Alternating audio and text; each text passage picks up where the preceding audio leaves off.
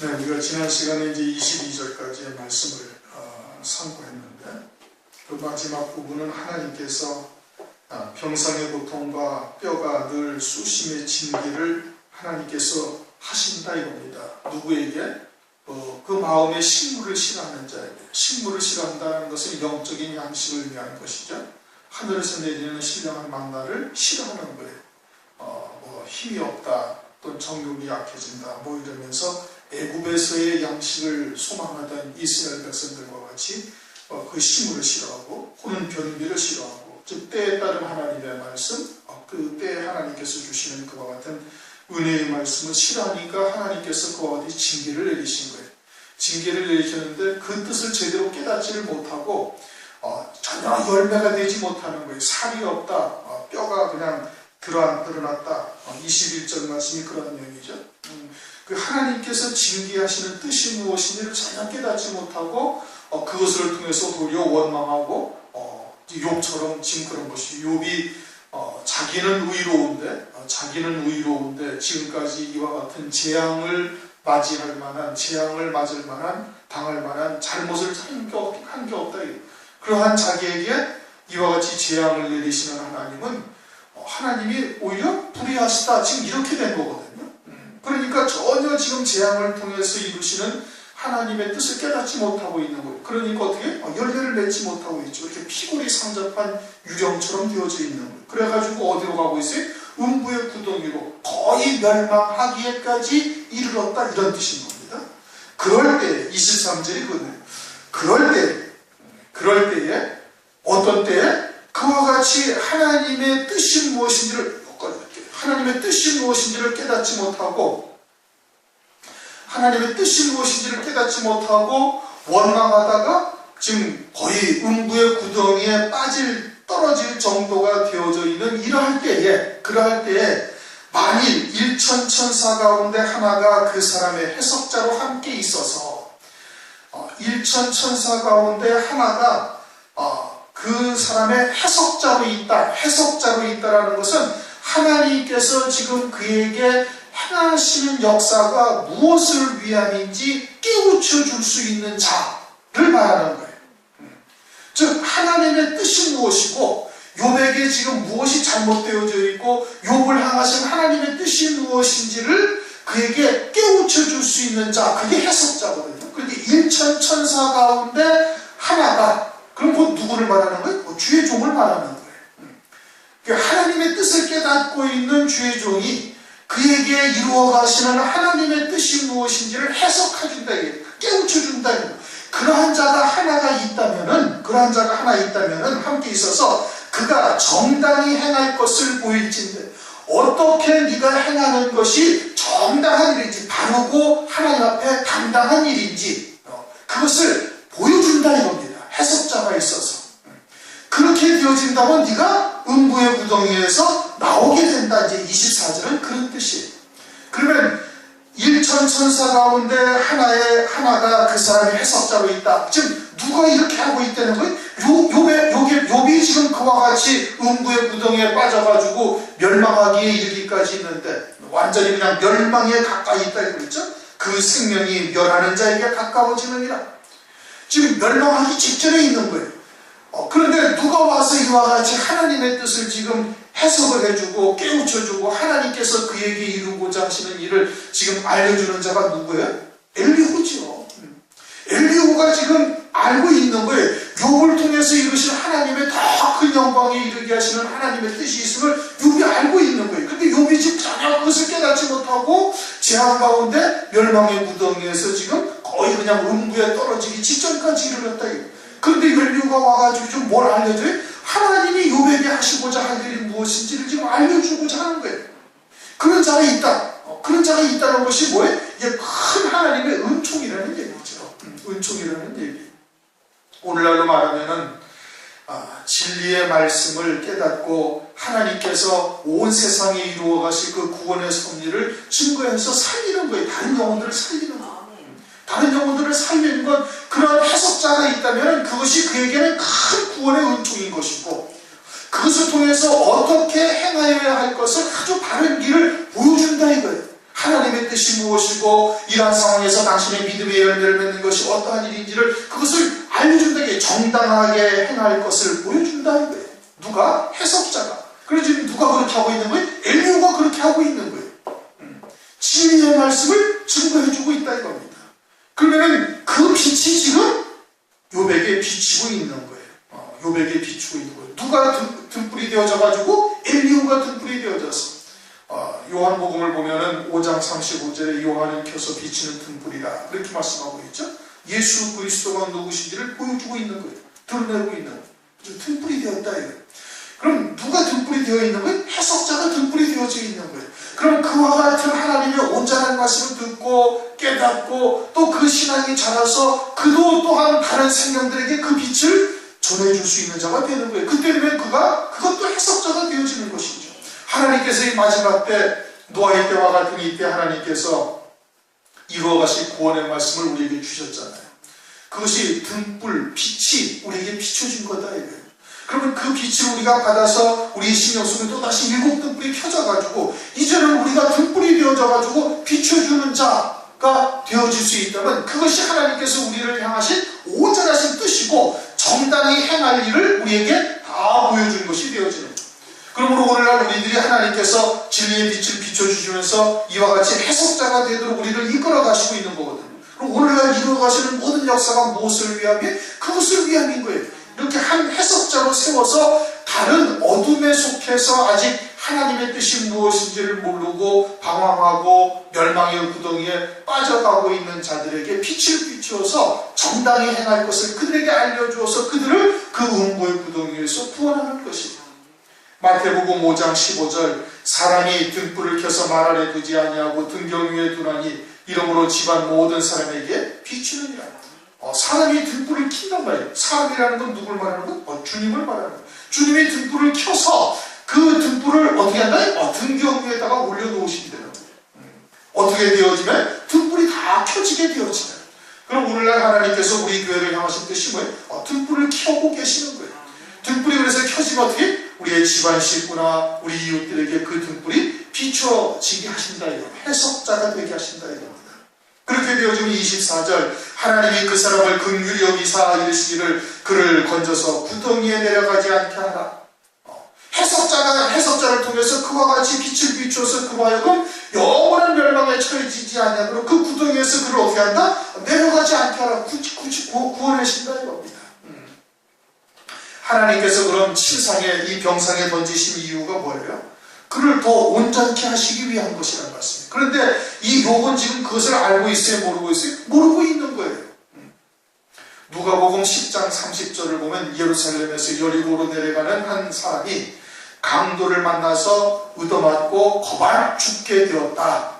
그때 제사장도 그냥 지나가고 레위 사람도 그냥 지나가는데 한 사마리아 사람이 그를 자기 말에 태우고 객점에 들러가지고 부비를 주면서 내가 돌아올 때까지 이 사람을 잘 돌봐주라. 내가 돌아와서 돈이 더 들어가면 내가 더 주겠다 하는 예화를 비유를 하나 들으시네요.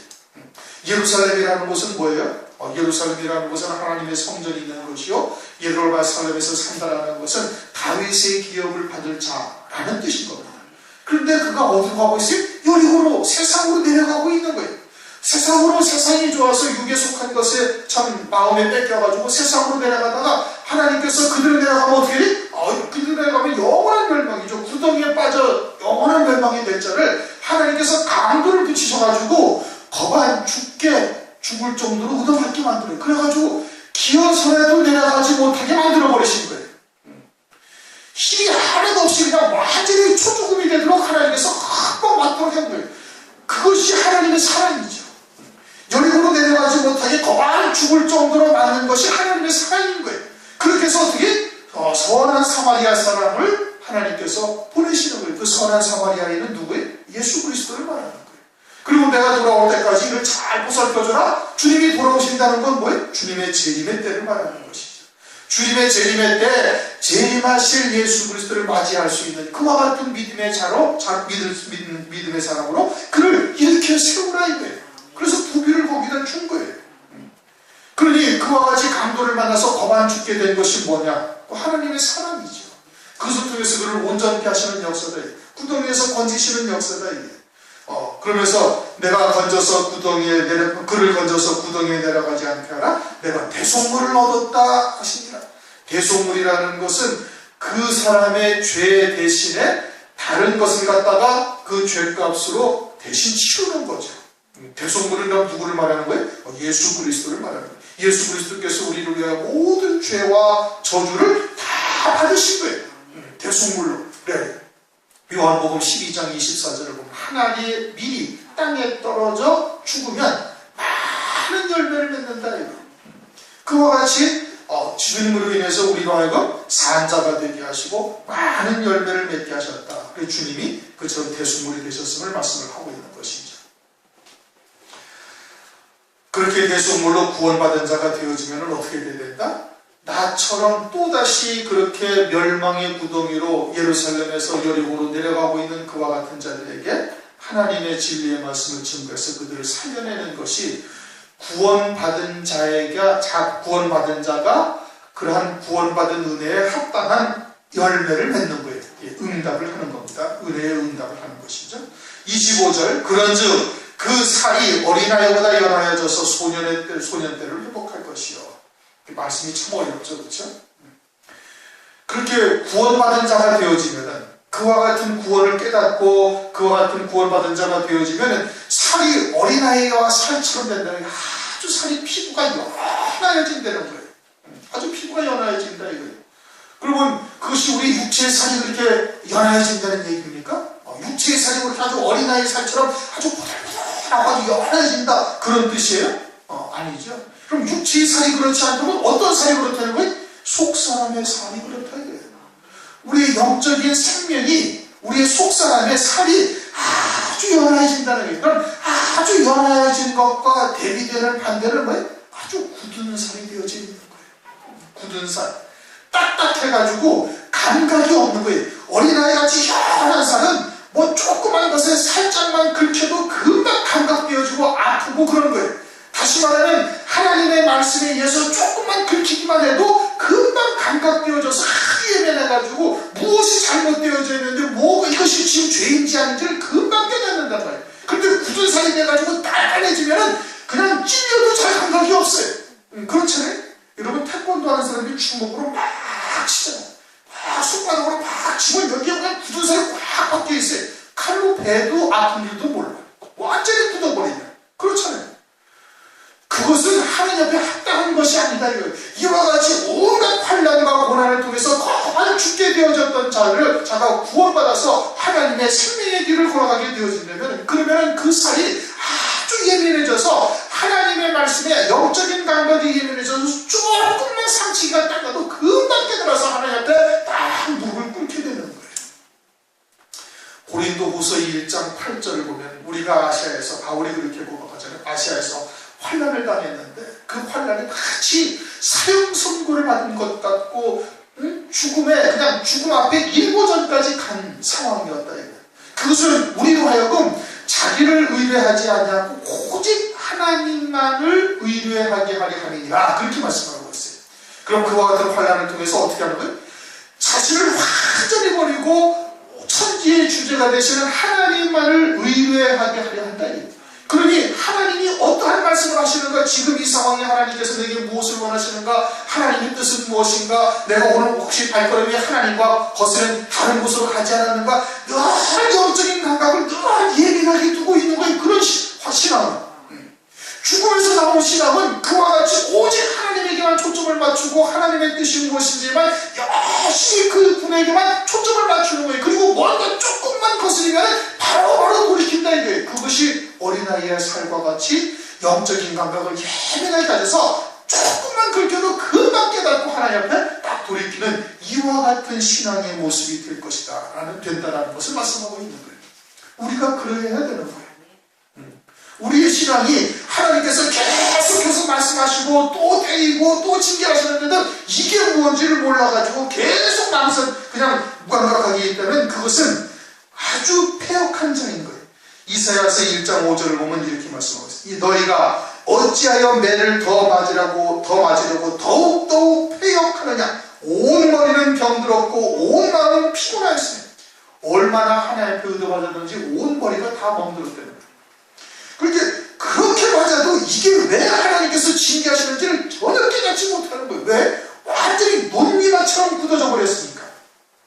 논리마처럼 굳어져가지고 듣지를 않는 거예요. 에스겔서 3장 7절. 그러나 이스라엘 족속은 이마가 굳고 마음이 강팍하여 네 말을 듣고자 아니하리니 이는 내 말을 듣고자 아니하리라. 하나님께서 그렇게 징계를 하셔도 이게 하나님한테 뭐가 잘못된지를 전혀 무감각하다 이게. 그렇게 맞고 또 맞고 아주 새파랗게 멍이 들고 굳은 살이 배길 정도로 얻어맞아도 깨닫지를 못하고 있다 이게. 그러나 하나님께서 택하신 자에게 한 해석자를 보내서 그와 같은 음부의 가운데서 구원을 받은 자가 되어진다면 그는 아주 영적인 감각이 예민해져서 하나님의 말씀이 조그만 것을 행동할수록 금방 깨닫고 돌이키고 또 돌이키는 이와 같은 믿음의 사람으로 바뀌어질 것을 말씀을 하고 있는 겁니다. 그리고서는 소년의 때를 회복한다. 소년이라는 것이 뭘 말하는 거 아니? 사무엘상 17장 33절을 보면 너는 소년이요 그는 어려서부터 용사님이라. 다윗이 골리앗과 싸우겠다고 그러니까 사울이 그러는 거예요. 다윗을 앞에 너는 소년이 아니냐? 골리앗은 아주 어려서부터 용사로 기름부음 받은 자다 이게. 다윗이 소년인데 어떤 마음을 가지고 있어요? 여호와 하나님의 이름으로 나가요. 하나님만 의지하고 나가는 거예요. 내가 어린 양을 갖다가 기르고 있을 때, 양떼를 몰고 있을 때 사자가 와서 곰이 와서 물고 가면 하나님의 이름으로 그 곰을 갖다 찢고 사자 이빨 속에서 건져냈다 이거예요. 하나님만 의지하고 산다는 거예요. 어려우니까 하나님만 의지하고 사는 거예요. 그와 같이 전적으로 하나님만을 의지하는 신앙이 된다. 소년의 때를 회복한다고 해서 그와 같은 믿음의 사람으로 신앙의 사람으로 회복을 할 것이요. 어떻게 하면은 멸망의 구덩이에서 나오게 되어지는 것을 온전히 깨닫게 되어진다면 그러하다 이겁니다.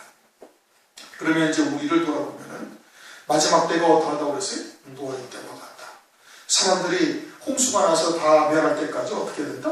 깨닫지 못한다는 거예요. 그게 멸망의 길인지 아니면 생명의 길인지를 아무도 모르고 그냥 다 멸망의 길로 가다가 홍수가 나서 저를 다 멸할 때까지 깨닫지 못한다는 거예요.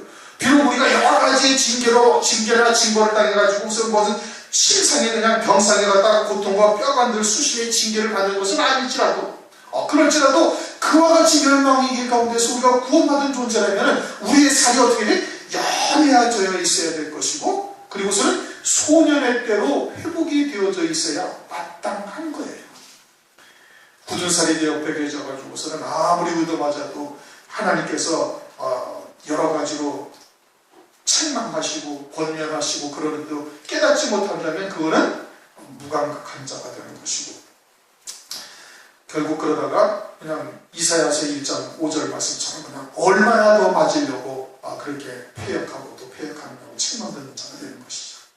26절 그는 하나님께 기도함으로 누가 이렇게 회복된 자가 어린아이의 살과 같이 되어지고 소년의 때가 회복되어져서 하나님께 기도한다는 거예요. 늘 주님만을 의지하는 것이죠. 하나님만을 의지하는 것이죠. 그럼 어떻게 기도하고 계세요? 하나님의 뜻대로 기도하는 거예요.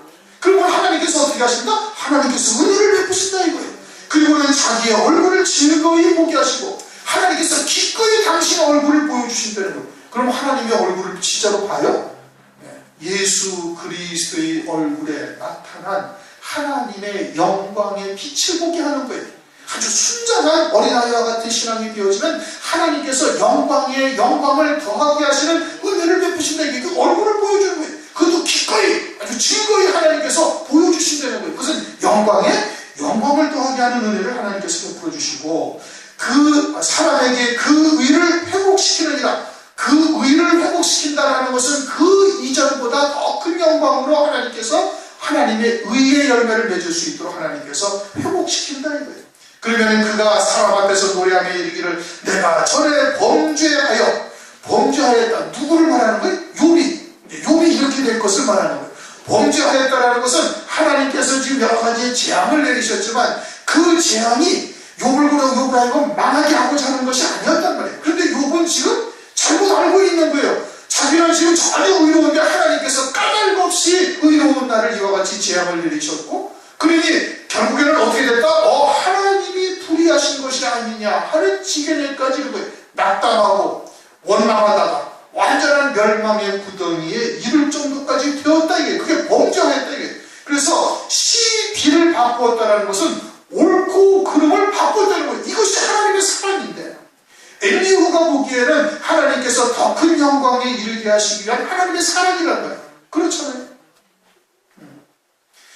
욥과 같은 신앙에서 더 각절의 복을 더 주시기 위한 하나님의 사랑인데, 그것을 욥이 떡으로 주신 것을 뭘로 받고 있어요? 돌로 받고 있는 거예요. 생선을 달라하는 자에게 하나님께서 절대 뱀을 주시지 아니한단 말이에요. 그럼 우리에게도 다가오는 모든 것이 똑같은 거예요. 그런데 우리가 그것을 어떻게 그런 것으로, 잘못된 것으로, 다시 말하면 욥처럼 하나님을 불의하다라고 생각을 했다는 거예요. 시비를 바꿨다. 내가 전에 범죄하여 시비를 바꿨었다. 그래가지고 그 모든 것이 내게 다 무익했었다. 하나님은 뭘로 줬는데? 떡으로 주셨는데, 떡으로 주신 건데 내가 다 돌로 받아서 원망하고 불평하고 낙심하고 그러다가 멸망의 구덩이에 앞에 빠지기 일보 직전에 있었구나 라고 지금 생각을 하고 있다 이겁니다. 28절, 하나님이 내 영혼을 건지사 구덩이에 내려가지 않게 하셨으니 내가 내 생명이 빛을 보겠구나 하리라. 지금 이제 욥이 그때서는 깨닫게 되어질 것이다. 엘리후가 보는 하나님이 정확한 하나님인 거예요. 욥이 하나님을 잘못 보고 있는 거예요.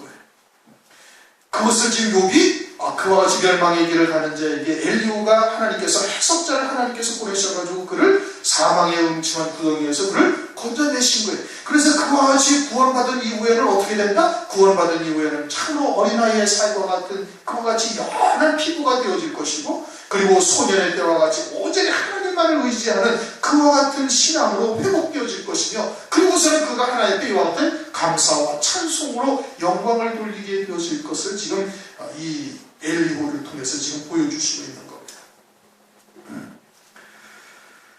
오늘날 우리들이 사실은 그와 같은 은혜를 다 입은 자들이거든요.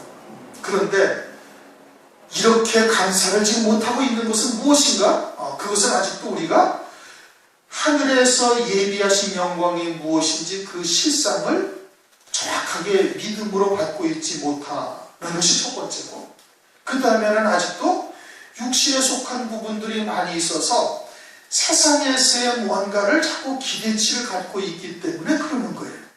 그러니까 이와 같은 감사와 찬송을 우리가 온전히 드리고 있지를 못하고, 욥의 길에도 우리가 한 발짝 좀 이렇게 드러나고 옳고 있으니까 자꾸 이제 그와 같은 감사와 찬송이 지금 좀 부족하게 되어지는 것이죠. 그러니 이와 같이 우리가 하나님 앞에 은혜를 입었을 때는 지금 27절, 28절처럼 하나님 앞에 그와 같은 환경에서도 감사와 찬송이 넘칠 수 있는 믿음의 자리에 우리가 이르러야 되는 것입니다. 29절, 하나님이 사람에게 이 모든 일을 제삼 행하신, 하나님께서 욥에게 처음에는 어떻게 하셨어요? 재물들을 다 거두어 가셨어요. 그리고선 또 자식들이 있을 때 다시 또 다 거두어 가셨어요. 그때도 욥의 신앙이 변치 아니했던 거예요. 그런데 욥이 하나님의 뜻이 무엇인지를 깨닫지를 못하고 있는 것이죠. 마누라도 또 욕하고 도망가버리고, 원망하고 하나님을 저주하고 죽어버리고, 그러고서 도망가버리고, 그런 이후에 또 어떻게 되지? 온몸에 악창이 나가지고 기와짝으로 긁을 정도가 된 거예요. 그런데도 욥이 지금 하나님의 선하신 사랑이 무엇인지를 깨닫지 못하고 있는 거예요. 그래서 친구들이 와가지고 계속해서 욥을 정죄하고 그렇게 힐난하고 욥을 아이고 아주 그냥 곤경에 처해지도록 하나님께서 만드셔요. 그것이 다 뭐였어요? 하나님께서 계속해서 깨닫게 하시려고 하나님께서 은혜를 베푸신 것이거든요. 제3 하나님께서 행하셨다 이겁니다. 하나님께서 더 큰 은혜를 베푸는 자로 그 욥의 신앙을 세우기 위해서 계속해서 하나님께서 은혜를 베풀고 계시는데 욥이 깨닫지를 못하고 있는 것이에요. 오늘날 우리들도 하나님께서 거듭해서 이와 같이 은혜를 베푸시는데 우리가 무감각해서 깨닫지 못하는 경우도 우리가 많이 있음을 우리가 볼 수가 있어야 되는 겁니다. 하나님께서 우리에게 계속해서 빛을 비추고 계시는 것이죠. 그래서 이제 이렇게 이 모든 일을 제삼 행하심은, 계속해서 그렇게 행하시는 것은 독생자로 말미암아 우리에게 구원의 은총을 베푸신 그런 하나님의 자녀들이기 때문에 그러는 겁니다. 30절, 그 영혼을 구덩이에서 끌어돌이키고 생명의 빛으로 그에게 비치게 하려 하십니다. 하나님께서 그하여금 구원에 이르게 하시기 위해서 그와 같은 은혜를 베풀어 주시는 것이다 하고 지금 말씀을 하고 있는 겁니다. 에스겔서 18장 23절을 보면은 나 주 여호와가 말하노라 내가 어찌 악인의 죽는 것을 조금인들 기뻐하랴 그가 그 길에서 떠나서 사는 것을 어찌 기뻐하지 아니하겠느냐. 믿음으로 합당한 열매를 맺는 것을 하나님께서 기뻐하시는 거예요. 그래서 계속해서 그와 같이 빛을 비추고 계심을 지금 말씀하고 있는 겁니다. 31절 욥이여 귀를 기울여 내게 들으라 잠잠하라 내가 말하리라. 욥이 생각하는 하나님과 엘리후가 생각하는 엘리후가 체험하고 엘리후가 하나님께서 깨닫게 하신 것이 욥이 생각하는 하나님과는 다른 거예요. 욥은 자기는 지금 하나님께서 나에게 전혀 응답하지 않고 계신다 그렇게 지금 말하고 있거든요. 그것은 하나님의 뜻을 지금 깨닫지 못하고 있기 때문에 그러는 거예요. 그러니까 욥이여 내게 귀를 기울여 내게 들으라 이거예요. 하나님께서 내게 깨우쳐 주시고 은혜를 베푸신 하나님의 말씀을 내가 지금 너에게 증거할 것인데 네가 귀를 기울여야 하는 것은 네가 지금 사망과 생명의 길 양갈래 길 앞에서 지금 서 있다 이거예요. 그렇게 귀를 아주 주의 깊게 들여서 무엇이 참된 생명의 길인지 무엇이 참된 하나님의 뜻인지를 바르게 분별할 줄 알아. 바르게 분별하라 이겁니다. 내게 들으라 잠잠하라 네 생각을 모든 것을 잠재우라 이겁니다. 하나님의 말씀을 들을 때 그리스도의 기본이 뭐예요? 그리스도의 이름으로 세례받은 자여야 그리스도인의 가장 기본인 거예요. 그럼 세례를 받았다는 의미가 뭐예요? 나의 옛사람은 예수와 함께 장사한 바 되어졌다. 육적 몸을 벗은 것이다. 골로새서 2장 11절은 그렇게 말씀하고 있죠. 로마서 6장 3절 4절은 예수와 함께 우리는 이미 죽었다. 장사한 바 되어졌다. 육적 몸을 벗었다. 그러면 내 생각이나 내 의지나 또는 내 이 지식이나 또는 내가 알고 있는 모든 것을 다 내려놔야 되는 거예요. 하나님의 진리가 무엇인지를 깨달았다면 그러면 오직 그 말씀을 아주 전폭적으로 믿음으로 받고 그 말씀과 하나가 되었다는 거예요. 근데 내 생각이 자기에게 자꾸 가지고 있고 내가 경험한 하나님 또는 내가 또 하나님을 향한 나의 뜻 이런 것을 고집하고 있으면 그 하나님의 말씀 진리의 말씀과 온전히 하나가 되지 못하는 거예요. 그렇게 잠잠하라 지금 33절에도 또 말씀하고 있죠. 또 잠잠하라 이게 네가 가진 것, 네 생각, 네 모든 것을 다 십자가 밑에 내려놓아라 이 뜻인 겁니다. 그래야 하나님의 온전한 말씀을 하나님의 말씀을 온전히 받아들일 수가 있는 것입니다. 욥은 지금 욥이 생각하는 하나님, 욥이 가지고 있는 말씀이 엘리후의 말씀과 지금 다른 거예요. 그럴 경우는 어떻게 된다? 하나님의 말씀이 과연 무엇인지를 귀를 기울여 듣고 네 생각이나 네가 가지고 있는 모든 것들을 다 잠잠히 하라. 내가 말하리라. 성령께서 나를 통해서 전하시는 하나님의 말씀을 내가 너에게 지금 증거한다. 하나님께서 내게 주시는 말씀을 그대로 전할 터이니 그 말을 듣고 귀 기울여 듣고 그리고서는 네 생각이나 네 고집이나 모든 것을 다 잠잠히 하라. 만일 할 말이 있거든. 내가 지금 너에게 증거하는 하나님의 말씀이 이것이 진리가 아니고 또 그렇지 않다라고 생각한다면 그러면 대답하라. 그러면 말하라. 내가 너를 의롭게 하려 하노니 욥을 의롭게 하려 한다는 것은 하나님의 의의 열매를 맺는 길이 무엇인지를 깨닫게 준다. 하나님의 뜻이 무엇인지 다시 말하면 진리가 무엇인지를 너로 하여금 알게 할 터인즉 그러면 그 말씀을 믿음으로 받아서 열매를 맺는다면 그것이 의롭게 되는 것을 말하는 것이죠. 의롭게 하려 하노니 말하라. 만일 없으면 이의가 없으면 과연 환난을 통해서 이루신 하나님의 구원의 뜻이 무엇인지를 네가 깨닫고 거기에 반박할 말이 없다면은 그런 말이 없다면은 내 말을 들으라 이거야. 하나님이 나를 통해서 너에게 하시는 하나님의 말씀을 네가 하나님의 말씀으로 듣고 모든 네 생각과 네 고집과 네 뜻을 다 잠잠히 하라. 내가 지혜로 누구의 지혜로? 하나님의 지혜로 너를 가르치리라. 지금 엘리후가 그렇게 지금 말하고 있는 거예요. 엘리후는 연소배예요. 그렇죠? 앞에서 이미 상고했다는 것처럼 나이도 적고 욥보다는 훨씬 적고 같이 이제 있는 새 친구들 이미 앞서 나왔던 새 친구들도 훨씬 적은 그와 같은 나이임에도 불구하고 성령이 그 안에 계셔서 진리의 말씀을 증거할 때 이처럼 당당한 거예요. 당당한 거예요. 오늘날 우리들도 우리에게 주시는 말씀이 진리라고 우리가 확신하고 있어요. 그렇죠? 확신하고 있어요. 그럼 진리라는 것은 하나님이셔요.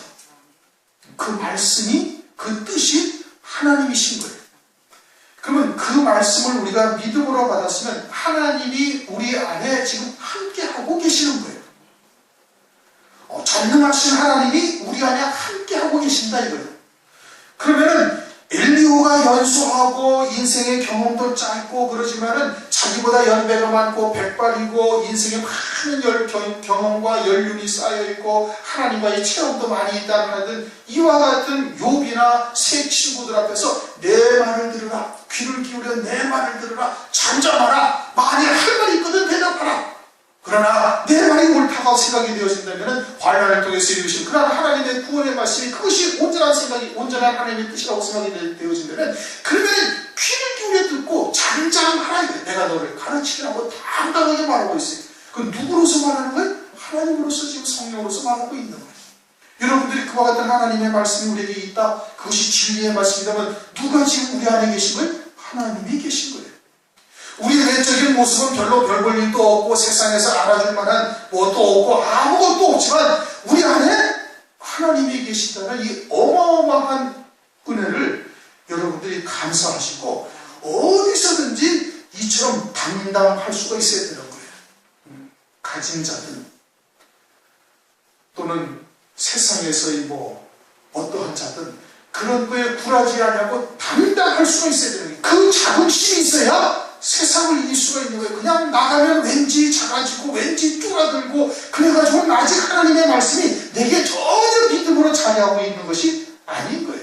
그리고 세상의 것을 우리가 좌지우지되고 그런 것에 의해서 그냥 좀 비겁하게 불종하든 하는 것과 같은 모습을 보일 필요도 하나도 없다 이거예요. 하나님이 내 안에 계신데 진리의 말씀으로 계신데 더더군다나 이 마지막 때 혼탁한 노아의 홍수와 같은 그 물을 먹고 살아가고 있는 수많은 백성들 가운데 참된 생명의 빛이 참빛이 우리 안에 있으면 이게 얼마나 어마어마한 역사예요. 그럼 여러분들이 자긍심을 가져야 되는 거예요. 어느 자리에서든지 누구 앞에서든지 그것이 내게 생명이 되었다면 이 엘리후처럼 내 말을 들으라, 잠잠하라, 내가 너를 가르치랴 할 수 있을 정도의 신앙에까지 이르러야만 되는 겁니다. 그게 믿음으로 사는 거지요. 그래야 세상을 이길 수가 있는 것이지. 그래야 환난 날에도 아주 두려워하지 않냐고 요동하지 않냐고 그 말씀을 증거할 수 있는 자가 될 수가 있는 거예요. 여러분들이 얼마나 당당하게 생각하시는지는 모르겠지만 그러나 우리에게 주신 말씀이 진리임은 확실한 겁니다. 그리고는 그 말씀이 이제는 빛이 되어져서 등불로 내게 켜지는 역사가 있어야 되는 거예요. 등불이 되어져 있으면은 그러면은 어디 가도 굴하지 아니하고 누구 앞에서든지 당당할 것이고 틈만 나면은 그 진리의 말씀을 전하는 자로 다른 생명을 구덩이에서 구원하는 해석자와 같은 이와 같은 자리에 있을 수가 있다 이겁니다. 그러한 구덩이에서 우리가 건져낸 자냐? 그러면 하나님의 말씀에 어린아이의 피부와 같이 아주 영적인 감각이 예민한 자가 되어져서 늘 하나님만을 바라보고 하나님의 뜻이 무엇인지를 우리가 아주 관심의 초점을 주님에게 맞추어서 한 걸음 한 걸음 나갈 수 있는 자가 되어야 되는 거예요. 그럴 때 하나님께서 이와 같이 하나님께서 해석자로서 그리고는 비록 연소하고 그런다 할지라도 어느 누구에게도 굴하지 않고 당당하게 이렇게 외칠 수 있는 자가 될 수 있음을 주님께서 오늘 말씀하고 계십니다. 다 같이 함께 통성으로 기도하시겠습니다.